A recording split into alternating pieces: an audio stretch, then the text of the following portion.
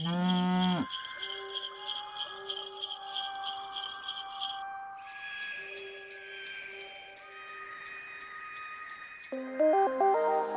ho howdy and welcome to But It Was Aliens. Hello! The alien comedy podcast where we probe Santa, elves, house elves, elf, Legolas, Dobby, you name it. At Christmas, we'll probe it. Because this week, we have a Christmas special! Christmas time. This... I fucking hate Christmas. Really? Why? I love Christmas. Everyone's so happy at Christmas. I worked in retail for far too long to enjoy Christmas. I worked in retail whilst I was studying, son. Yeah. It was a nightmare. Christmas was every 6 months, not once a year. But as soon as... a couple of years, I'll be fine. See, for me, as soon as I finish work, I'm shut off from work and I'm in happy zone. Happy zone! I am now. Well, I'm happy at work, to be fair. You're sounding slightly miserable. Don't like Christmas. I fucking hate Christmas. This is going to be our first Christmas together as podcasters. And I thought, what better way to celebrate than probe Santa Himself? But then I thought I didn't want to be on the naughty list this year, so instead I have a lesser known Christmas fable you may not be familiar with. Before that, I should just clarify that I'm still Kevin the Grey, and I'm going to point at Mooney so he can introduce himself. I am Moon Walker. You can stop pointing now. Prick. So, in the happy spirit of Christmas, I'd like you to close your eyes right now as I set the scene. It's 6 o'clock on Christmas Eve, 1954. Carols can be heard down the streets. Decorations... Get a fucking Tim! Get in now, you little bastard! That was my impression of carols. Get in now or you won't get a potato! Decorations light those same streets, those happy Christmas streets, as the sun sets and that bitter yet homely Christmas breeze sets in. Sleigh bells can be heard in the skies above. In that same sky above, one bright star seems to be moving towards Bethlehem.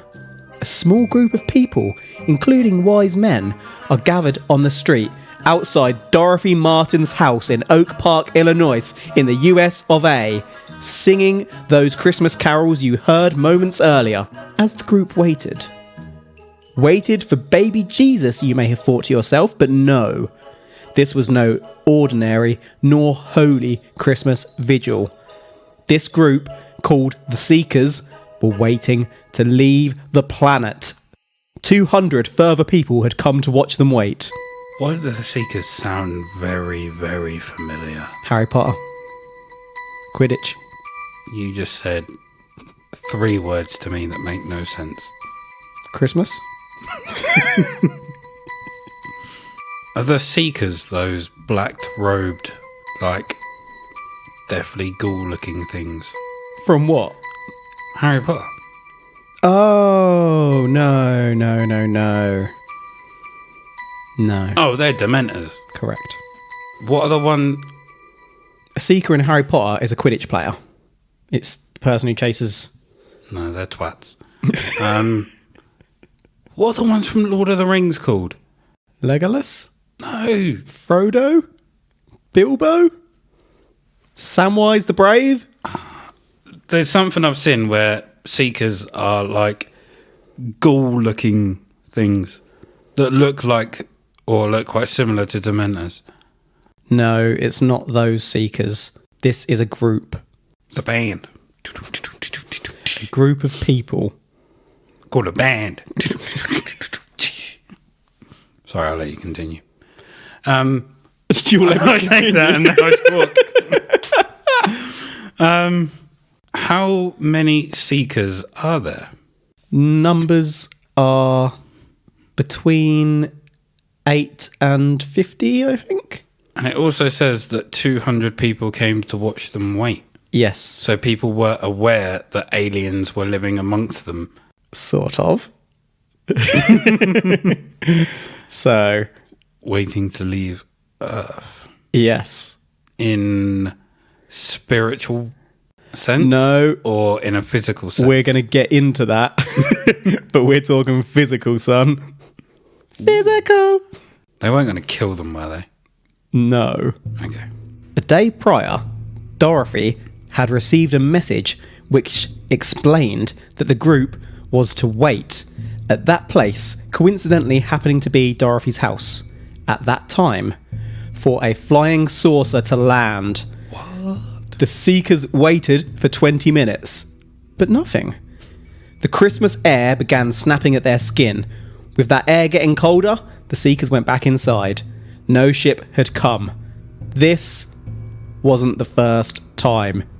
It was the fourth. This is the fourth time they'd waited. Yep. And no one turned up. Yep. Was Dorothy sitting there with her shoes on, and all she had to do was to signal the ship was tap her heels 3 times, but she never did it, so the ship never came. You might be bang on the money there.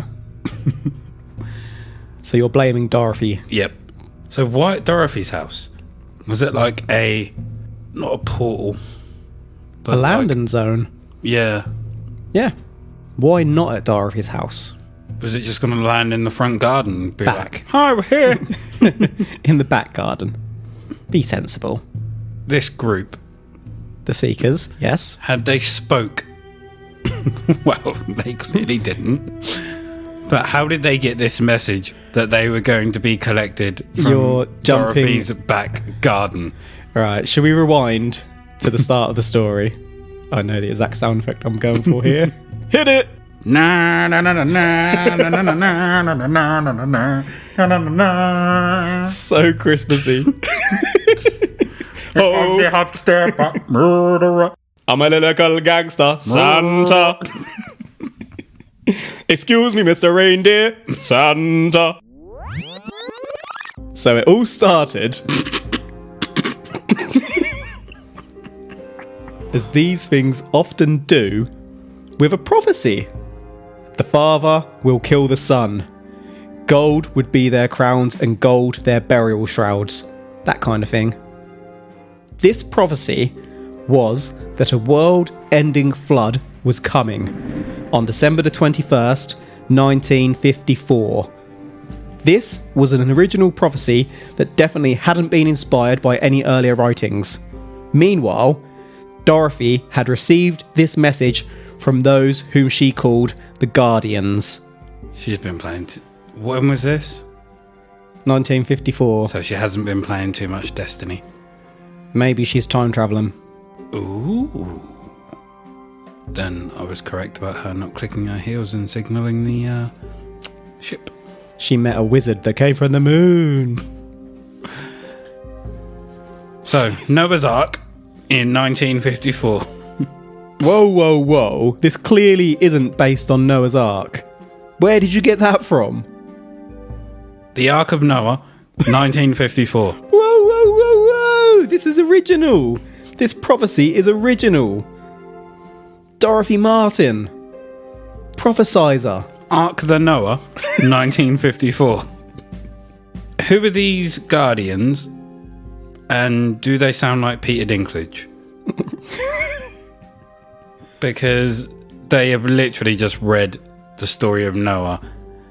And please don't tell me these Seekers have paid money toward, like, not for this information, but they're paying money to the Guardians. Please tell me they're not. Please tell me they're not.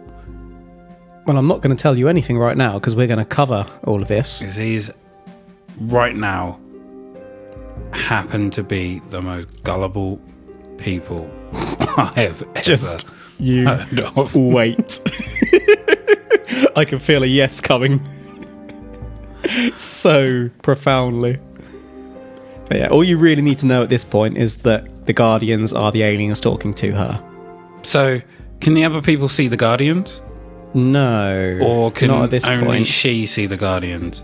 So she received this message from the Guardians. So in no one has... paper form, or did they come and knock on the door and tell her? You're asking too many questions that I'm clearly going to get onto, so I'm just going to move forward. Dorothy would describe the first prophecy to her followers. I should add at this point that Dorothy was involved with Scientology as it formed between 1950 and 1952, though I couldn't confirm any exact details, and she had an inherent interest in UFOs. Dorothy would say that she felt a tingling in her her arms, and the arm felt warm all the way up. Dorothy did not know why, but on feeling this feeling, she picked up a pencil and notepad that happened to be laying beside her bed, so she was obviously in bed when this happened, and her hand begun to write in somebody else's handwriting. So she just held the pen in a different way and started to write. She received a message from the Guardians, and it was written in the Guardians' handwriting, I think is safe to assume upon hearing this information. No doubt whatsoever. Yep. So her subconscious, well, not even her subconscious, her conscious. Whoa. Created a story, and she was like, I'm just going to write this Are you down. questioning Someone else's handwriting, the reliability and- of Dorothy? Oh, Dottie. Yes. Yes, I am. Well, you ain't getting into the group, are you? I don't want to be in any group where they play Quidditch. So, I don't care. Dorothy and her seekers can all go flock themselves and their brooms. It's Christmas! Cheer up! Crikey! Have you not slept? You've been too excited for Christmas. Busy time of year. I've got New Year's to worry about. So looking at the handwriting after writing what she wrote, Dorothy thought to herself that it looked strangely familiar. Is that because it's hers? Although she knew that it was not her own hand. Her hand wrote it. But it wasn't her hand. So as her hand strummed out the warning of the coming flood, there came a promise at the end that Dorothy and other believers only would be rescued by the Guardians on December the 17th. Dorothy actually had followers at this point. I read an article on theatlantic.com that suggested that one of her strongest followers, Charles Loughhead, was a doctor in Michigan and was asked to resign for teaching his beliefs and upsetting some of his students. Imagine being taught at university that guardian aliens are coming to collect you from a lady's house. Did you go? No. I have a question. Question. What does she do to have followers? Spreads her message, don't she? Of what? Well, of the Guardians coming to collect them. Because they believe. Only the believers get in. Is that it? It's like the most exclusive nightclub in space. Is that literally all she's done? Well, she was involved in Scientology prior to this. So they've obviously got some pretty interesting beliefs that I'm not going to get into because we're probably going to cover that at some point. Although I'm slightly hesitant because we might get assassinated. Isn't it Xenu? I'm reluctant to discuss anything at this point. But yeah, space lizards and whatnot. Anyway. Okay. So she was attending conferences. She was attending like conferences and all these sorts of groups with people, respectable people, sharing her ideas and whatnot to the point where she began growing a following. Okay. So she was very persuasive. She was very convincing because it was truth. Yeah, convincing, I suppose, not persuasive. She was speaking the truth. She was seeking the truth and speaking the truth. And that got her followers. Indeed. Imagine what her followers would be like if she had Instagram. Ooh. She'd have 28 followers. But yeah, a doctor was among her strongest followers. So a man of academia completely believed. Have you got a picture of Dorothy? Hold that thought. Okay. Because I'm just wondering Yeah. if that's why he was was he following because of what she said, or is there more to it? I want you to remember that question for when I show you a picture of her. Okay. But I can totally understand why he was fired as well. Yeah.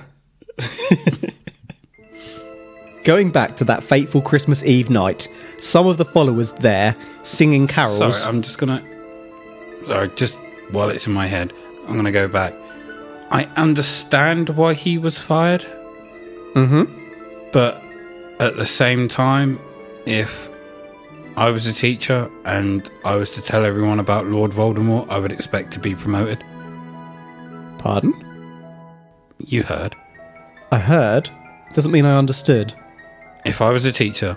Yes. And I started spreading the word about Lord Voldemort... Yes. And how everyone should worship him... Yes. And follow him...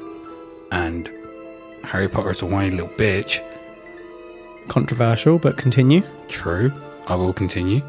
It's true, not true that it's controversial. I would expect to be promoted. How? Well, I wouldn't want to be fired. Why would you expect to be promoted? Because Lord Voldemort is the way.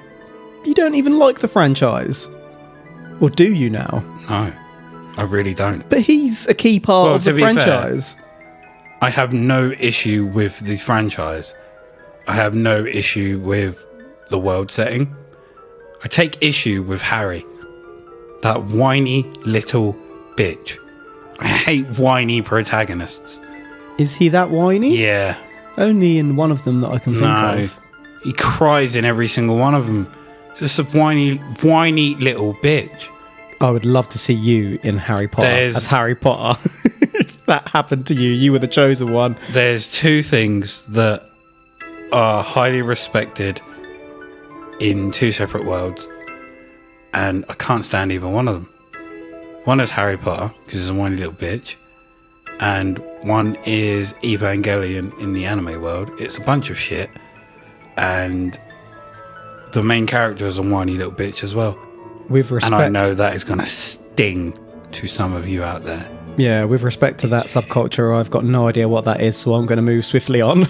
Yeah, sorry, that was one hell of a diversion there, but it's shit. So, as I said... Praise Lord Voldemort. Going back to that fateful Christmas Eve night, I love how you've turned a Christmas episode into Praise Lord Voldemort. Praise Vold. How about you stick a Christmas hat on Lord Voldemort and then it's a Christmas one? There you go. He'll look like Jack Skellington. Praise Lord Voldemort. So, Christmas Eve night. Some of the followers there singing carols were not actually followers at all. They were aliens. No, I'm kidding. They were, they were scientists. So a team of researchers from the University of Minnesota were studying social movements and had learned of Dorothy and her followers and identified them as the perfect field study. They started flirting with Dorothy and her seekers in October until they earned her trust, and they studied how she and her followers dealt with the disappointment when the aliens did not show. That's pretty sneaky. And again. Yep. You're probably going to get into this. I am, yes. But were they meant to show up on the same day each year? Or was it different points throughout the year? Different points throughout the month. Oh. Okay. So 3 of the researchers 2 years later released a book in 1956 called When Prophecy Fails. I haven't read the book per se, but I am actually genuinely familiar with it from one of my degrees because it formed the backbone of the theory of cognitive dissonance. The theory of discomfort you experience when 2 pieces of knowledge you hold don't quite go together. A popular example is that you take your dog for a walk and you pick up its turds in a bag because it's good for the surrounding environment. One day, it cranks out an absolute steamer, and you realise that you've left your bag at home. So you deal with the knowledge you're being a bit shit, that uneasy feeling, by justifying it. Like, it's okay, I'll remember the bag next time. I always pick up after my dog, and it's good for the environment this one steaming sideways shit will remain. People do it all the time. We learn things like this at the MIB Academy because it's difficult disproving alien incidents when you know that aliens are out there. Well played. Educational. That's a bit shitty on that scientists, on that scientific team though. Covert, isn't it? Yeah. There's real ethical issues about that. earn their trust and then betray them in that way. Mm-hmm. I mean, if I went in with and told them from the start, we would like to, study your group. But then how would you go about doing that? What would you say? We see you as a science project. You guys seem absolutely bonkers and we love it. Please, may we come live in your house? So 4 times that month they were meant to appear and didn't. Mm-hmm. Okay, first time, yeah, fair enough, they didn't turn up. Second time, how much longer are you staying there if that happens? I'm staying till the end. I want to see the misery in everyone's faces as they realise they're idiots. If you were a believer... That's a pretty big stretch. If I was a believer, I'm staying to the end because I believe. How long do you think it would take before First you time. stopped? I'll be out 3 seconds after they're supposed to arrive. No. I believe that aliens can keep track of time. They're on time. Or they're early. They ain't late. Yeah. What about you? I mean, what if Dorothy's dyslexic and the dates that she wrote down are totally different to what was actually in her head? That's intriguing. So she wrote 1954. She meant 2054. Don't know about 20. I mean, she won't live to see that long, but... I mean, what if she got the numbers completely muddled? Like, because wasn't one of them the 17th? Yes. So what were the other, dates as well? Right, shall I move through the story so you can understand more? Mm-hmm. So back to that first incident of the aliens not showing up on December the 17th, 1954. The book outlines that they were supposed to turn up at 4 p.m. Dorothy's followers all took off any metal they were wearing, as this is obviously necessary before you board a flying saucer that may have some crazy magnetism. By 4:10, with all in the back garden, nothing had happened. So Dorothy went back inside swiftly. The others trickled back in, with the last going back in by 5:30, obviously struggling to come to terms with what had not happened. In the house, the Seekers chatted about it and decided that it was just a practice session. What do you mean it was a practice set? Cognitive dissonance, son. That's like you saying you're going to come and pick me up at 5:30, and then I go and stand outside at 5:30. You don't turn up, and I go, oh, maybe it's just a practice session. He'll be there next week. What? It makes no sense. So she swiftly goes back in. So she's She's like, oh, bloody hell. I've screwed this shit up, ain't I? And then the rest are like... She's sitting inside. The rest come in like, that was a practice one, wasn't it? Do you reckon this carried on simply because someone stayed out until 5:30? If they would have all said sod this and gone back in when she did, it would have it wouldn't have lasted. How firmly that last person out there believed started to convince the others that actually they weren't late. This was just a practice. So I'm not sure whether the Seekers came up with this and Dorothy just had to follow to save face at this point, kind of like Romanik having to keep up the alien stories once he'd started, or whether Dorothy came up with this herself. But it had been agreed the UFOs would land when the time was right and when everyone was well trained for the arrival. It's starting to make sense how this kept on happening now, isn't it? Everyone just believed that someone there wasn't well trained. Look, they'll turn up when you're ready. This ain't their fault, it's on you. If you believe enough, they're coming.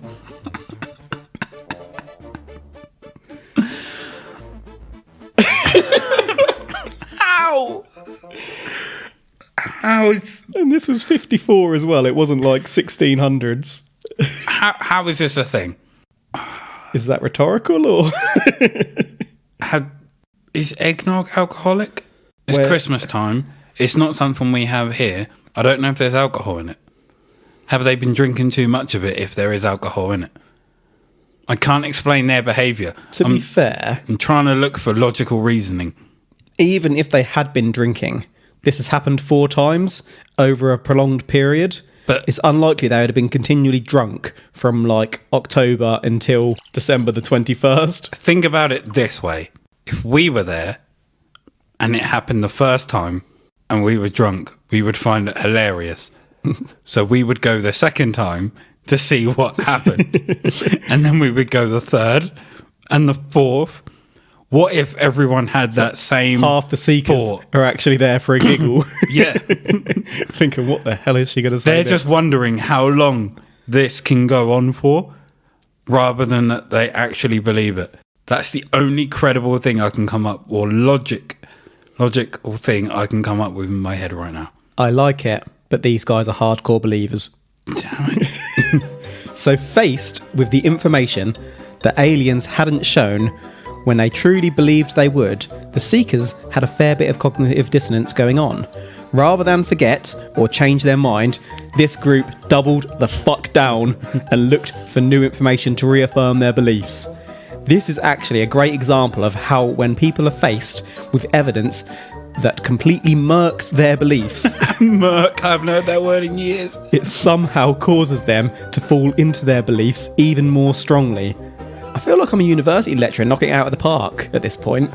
So at midnight, as the 17th rolled on to the 18th on that first time, Dorothy received another message.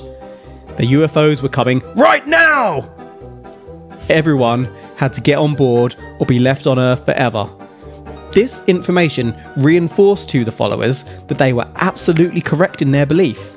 The Seekers legged it back outside, having removed all metal again, but one follower realised, "My bra has metal in it!" So those wearing bras whipped them off and left them inside the house. The Seekers waited for 2 hours, but come 2 a.m, still no aliens.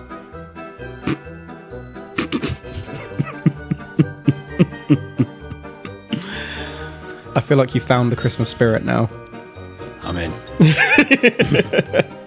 Did anyone see her receive this new message, or did she just go into another room and happen to receive the message? Because at this point, it's midnight when she receives this message. I'm not entirely sure, actually. But it did strike me as a little bit unusual that she's in her house and she's got all these followers just there. I'm surprised that they haven't used the fact that time is different in different places. So when they say 4 o'clock, they might mean 4 o'clock in another part of the world. Oh, you dick. I take it that's next. I don't know that it's next, but I've definitely mentioned that shortly. You're an asshole, Shucker. I know you mentioned earlier about no metal because, you know, Yep, magnetism. magnetism, Yep. but surely that's bullshit. Why would that be bullshit? I thought Can that was you- probably the most reasonable part of this story. Can you imagine something being made of metal not allowing metal near it? Don't think of a giant magnet. That's exactly what I was thinking of. What about the Large Hadron Collider? Do you have to make sure there's no metal near it? Nothing. No, nothing in there. But then it depends on how strong it is because there's iron in your blood. People aren't allowed inside the Hadron Collider Okay. itself either. There it is. I'm talking Unless about you the want to ship, get demolished. to be fair. Yeah. Because if you can't have any metal when the alien ship arrives, the message didn't say anything about not having any metal. So They've just jumped. to the conclusion, To be fair, are you expecting these people to be logical at this point? They've just went to get picked up by aliens twice in less than 24 hours in the back garden of Dorothy's. I'm expecting logic where I don't expect it. So, the next day, the Guardians made contact through Dorothy once more. They left a lengthy message written by good old Dot, advising that the aliens were not late, nor did they ever keep anyone waiting. The aliens confirmed that they were not a disappointment. So roll on midnight on the 21st of December. Not again. Yes, again. I don't understand how these people can there's no answer there. Like, I don't understand why they can keep falling for it, but there is no answer there. It's like, we're coming at this time. No, we're not late. We didn't leave you waiting. And you're not a disappointment. But you're still not here. See, that's stroking their egos a little bit. But we're not late. And we didn't keep you waiting. So what time are you coming? 4 o'clock. 4 o'clock rolls around. Gets to 4:01. Gets to 7 o'clock. Sorry. We're not late. And we didn't keep you... Yes, you fucking did. Fuck off. I'm going home. Happy Christmas. So exactly as before, the aliens did not show. But this time, after the disappointment, most of the group refused to speak about it, excluding 5 folk. This leads us up to Christmas Eve, where we started our story. It turns out there had been so many observers come Christmas Eve 1954 because the Seekers had sent out a bloody press release.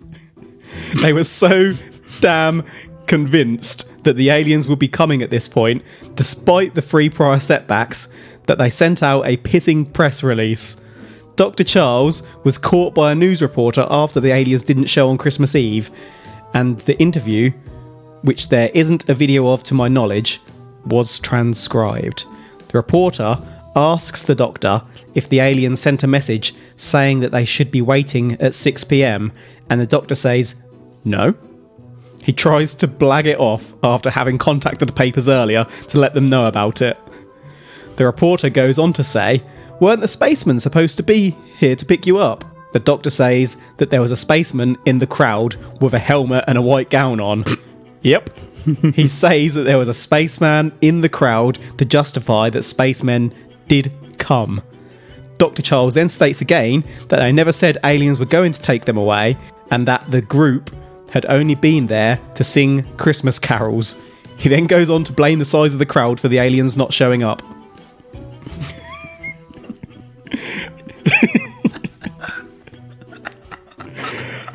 This reporter had him by the balls. They sent a press release after they didn't... Oh my god.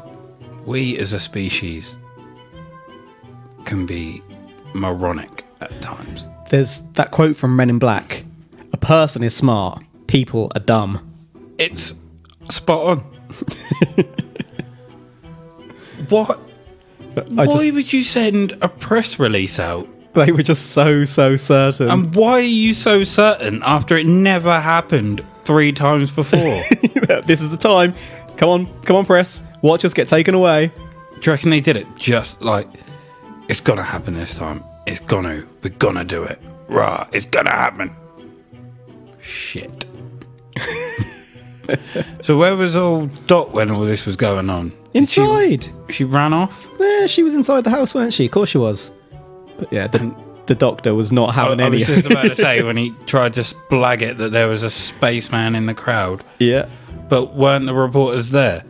Yes. So they saw no spaceman. No. Once he pointed out where the spaceman was, obviously he'd gone. Too late. They should have looked. Rather than thinking they were all stupid, they should have looked around themselves and noticed a spaceman sat right beside them. The doctor knew. The doctor knew. Of course he knew. So then came Christmas Day. At 4:45 a.m, Dorothy announced a new message. The Lord had been so impressed with the Seekers that they decided to spare the Earth. A new person turned up on Dorothy's door, and the Doctor and Dorothy thought that this person may actually be a spaceman. So they questioned him before seating him in a place of honour at the dinner table. But after this, the believers began to leave the Seekers. But not all lost their faith. Dorothy herself went on to form the Order of Sananda and Sanat Kumara in 1965, which were the names of the 2 guardians she communicated with. I should add that Sanat Kumara is actually considered a lord of the Great White Brotherhood, a spiritual fraternity. This lord actually appears in some Hindu texts. I did look into this, but honestly, it made even less sense after reading it all. So, of course we were saved, and I take it their belief and the fact that they followed these rules 4 times was enough for our planet to be saved, so they should be hailed as saviours. And they didn't need to be picked up anymore. No. The aliens no longer needed to come to pick them up because the Earth was going to survive. So what was threatening the Earth? Stuff? I mean, were they going to destroy the Earth and only pick up their believers? I genuinely can't remember if this was another entity destroying the Earth, such as the Guardians. I don't know that it was the Guardians, or whether it was just an asteroid or meteor or something. I really can't remember. I researched this one so long ago and obviously been saving it for Christmas. But regardless, the threat is gone. What I really like is the random alien bloke just knocking on the door, getting a free Christmas dinner. What do you reckon that was? What, the person?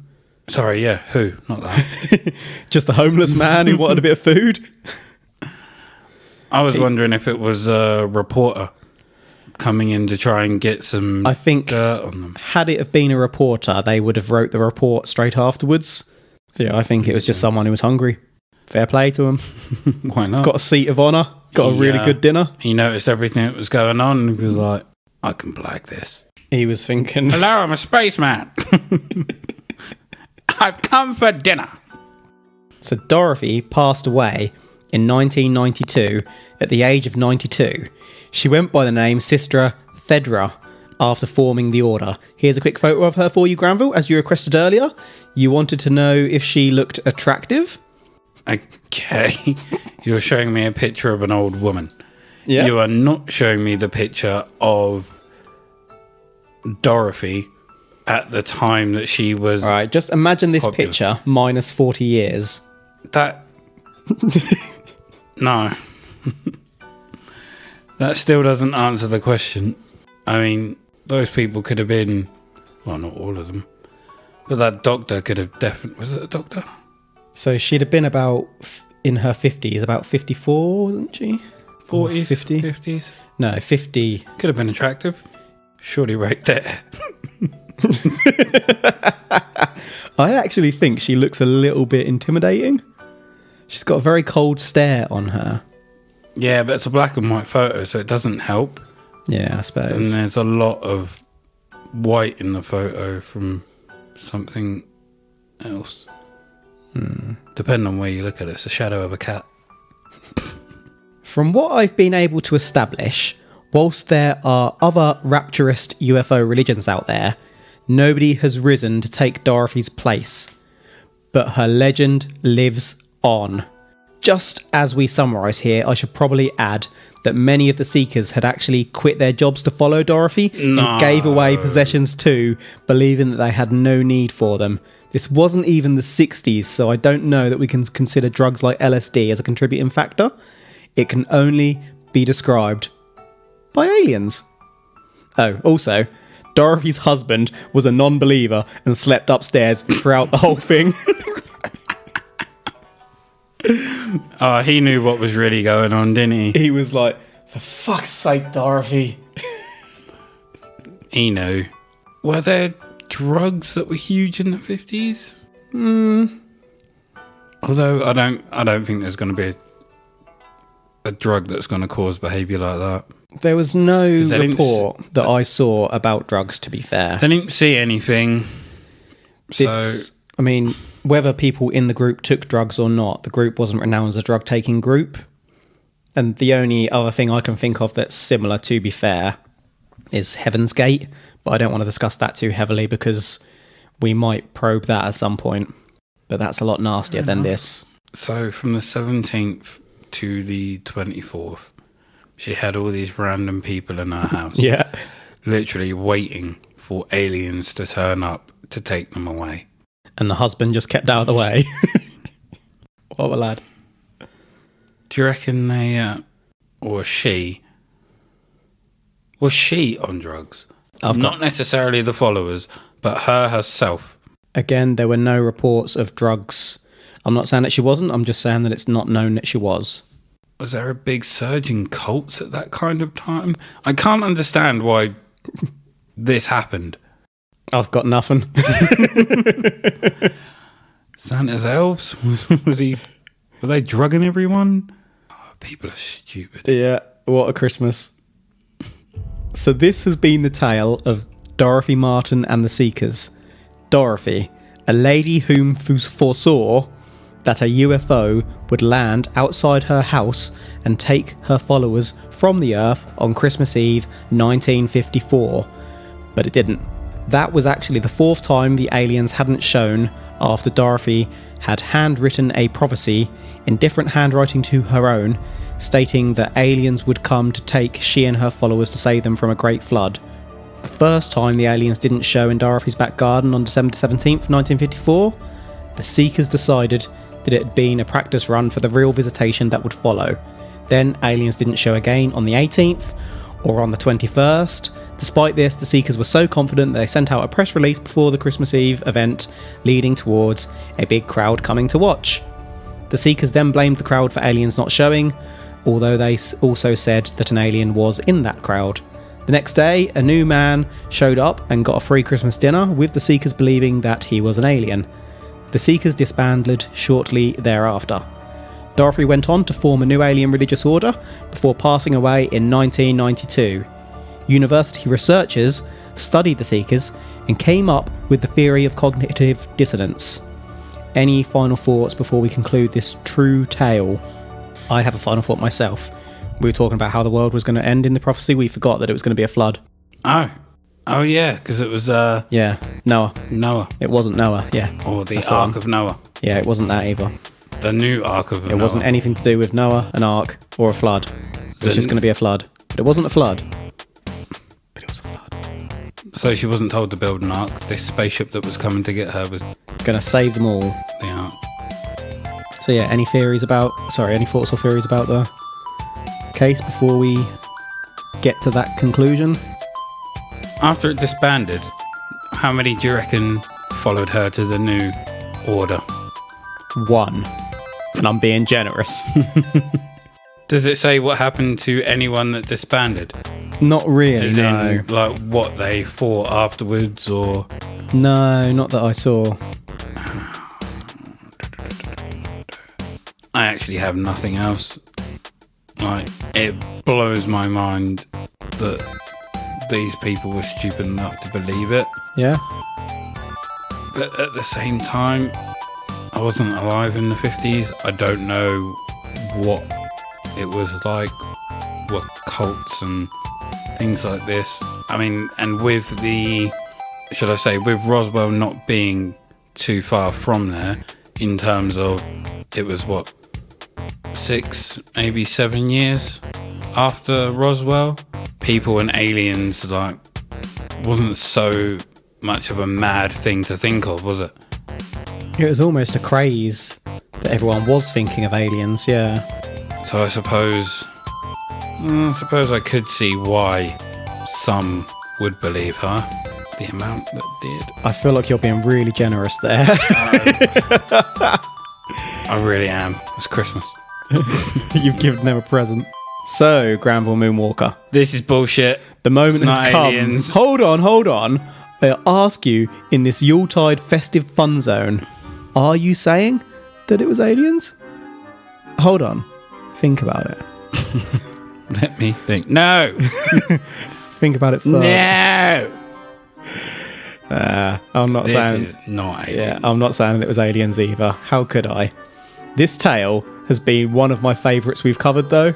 I literally love the fact that the aliens didn't show up, so they just changed the script a little. Then they didn't show up again, but people still believed. They just kept on believing. When things went wrong, they blamed other people and kept right on believing some more. They were so confident that they notified the freaking press. It's just amazing. It's made me really want to look at some more cults or religious alien groups. How many do you reckon are out there? Well, like I said, I know of one big one, but it's not a very nice case. Are you going to look into this one? That As one? in her second Oh. order. I haven't looked into it deeply at all. I don't know. I don't know that anything could occur quite like what occurred Well, in this event, quite I never frankly. thought that anything like this could occur. Maybe she took what happened in this one and built upon it for the new one. Maybe. And had the names of... were they Hindu gods? Yeah. Had the names of those so people could see them in religious text and believe they're real. So I think it's probably more likely she went on to write a bunch of theory and scripture and books and stuff. I doubt she Scientific made... novels. Yeah. I doubt she made the same mistakes again. Any final thoughts? Nah. Do you want to join the Seekers? No. Yeah, me neither. I'll just throw my Wait. Seekers jumper. It's a Harry Potter reference, to be fair. I feel like you'd probably like it more if it was Seekers rather than Harry Potter. Praise Voldemort. For Christ's sake. Voldemort's not going to give you presents, is he? You can't just nod at me. I can.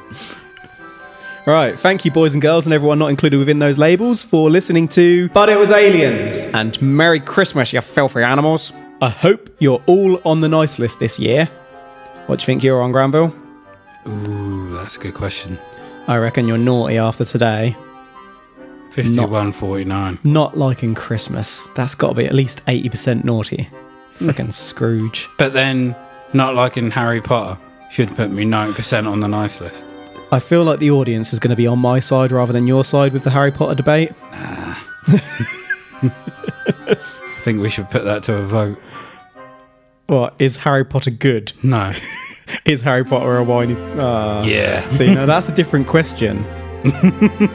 You know the answer. Because you're reluctant to do it. I'm still thinking people are really passionate about Harry Potter. But if you put that question out there, that's kind of a comedic context. So people are I'm more not likely- being comedic. I know at all. you're not. I'm just saying, if you saw, like, say, a tweet with that question out there, I'd you'd be probably like, chuckle to yes. yourself and be like, yeah, he is. Because it's true. So have you asked for any presents from Santa? Do you think that Santa is an alien? What about sweet baby Jesus? Are you asking me? I'm asking you Oh, whether you think sweet baby Jesus is an alien. sweet little baby Jesus. Probably best not to comment on that one. I was about to say, sweet little baby Jesus. That was it. To be Because fair, I'm not commenting. if you come from he didn't come from the earth, did he? He came from heaven. That's another world. That's technically alien. Technically, I think we've just made Jesus an alien. Merry Christmas. we may just found a new probe. I'll leave that one to you. Right. I was about to ask Not right. if you thought Rudolph was a UFO. But I suppose he wouldn't be classed as one because we know he's a reindeer. Or is he? Is Rudolph an alien? Right, anyway, we are going to head off now to drink Santa's rum and eat his cookies. As always, you can check out our socials, such as But It Was Aliens on the Twitter, On that Twitter. But It Was Aliens podcast on Insta, and check out But It Was Aliens on Facebook, and you can join us in Extraterrestrial Towers. We are renovating, and there is space for more to join. Join us! Together, we can go to the roof and wait for the aliens on Christmas Day. Again, thank you all for listening each and every Thursday, and remember, if you think that Santa is an alien, if you think that aliens stole your presents, they didn't. You're just a twat all year. But if you're in doubt about anything, I am telling you, the truth is up there. Hashtag Christmassy. What? ho ho ho.